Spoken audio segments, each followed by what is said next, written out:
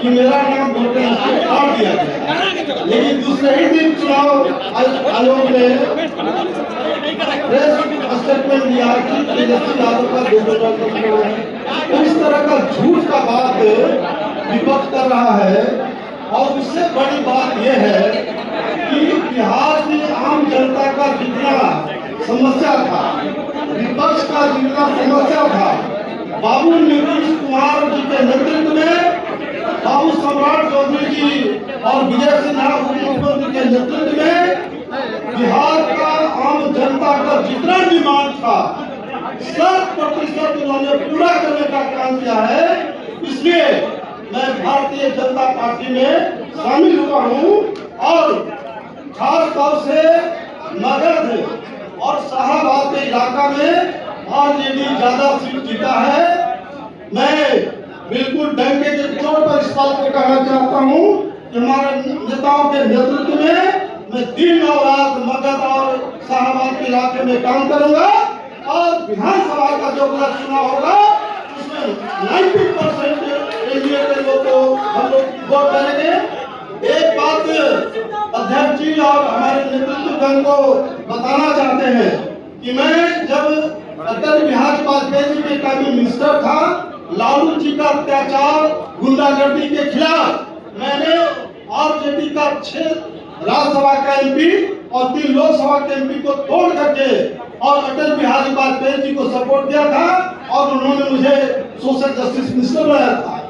और उन्होंने अटल बिहारी वाजपेयी जी और अडवाणी जी दोनों ने मुझे बुला के कहा कि नागमणि, बिहार में लालू को हटाना जरूरी है। हमने कहा कि सर, रामविलास पासवान जी को आगे कीजिए तब बिहार में हटेगा। और मैं अपने दोनों नेताओं के निर्देश पर मैं एजीपी में आया, पार्टी का सेक्रेटरी जनरल ऑफ बिहार का इंचार्ज बना और टिकट के टाइम में अध्यक्ष महोदय, टिकट के टाइम में बड़े पैमाने पर मैंने यादवों और मुसलमानों को टिकट दिया, भारी पैमाने पर डिवीजन हुआ और एनडीए की सरकार बनी। तो ये 2 कारणों से मैं आज बीजेपी में शामिल हो रहा हूँ और अब हमारा भी उम्र 70 साल हो गया। हम पर आरोप लगते रहा है इस तरह का। मैं अब बीजेपी में जीना मरना है और हमारा क्षेत्र पूरा बिहार के साथ साथ झारखंड, उत्तर प्रदेश, मध्य प्रदेश, राजस्थान, दिल्ली और गुजरात है। गुजरात में कुछ ही दिन पहले सम्राट अशोक जयंती में 25 से 30 हजार लोग जुटे थे, उत्तर भारत के लोग, और वहां मुझे उद्घाटन करता में बुलाया गया था। तो गुजरात के लोग भी चाहते हैं कि नागमणि जी, आप उत्तर भारत में लोकप्रिय हैं, चुनाव के टाइम में जरूर गुजरात में जाइए। तो मैं बीजेपी में शामिल हो रहा हूँ। कोई कंडीशन नहीं है, कोई मैटर नहीं है। आला कमान का जो निर्देश होगा, जो हमारा केंद्रीय नेतृत्व है, जो उनका निर्देश होगा, उसके पार्टी को मजबूत करने के लिए एड़ी चोटी का पसीना एक कर देंगे।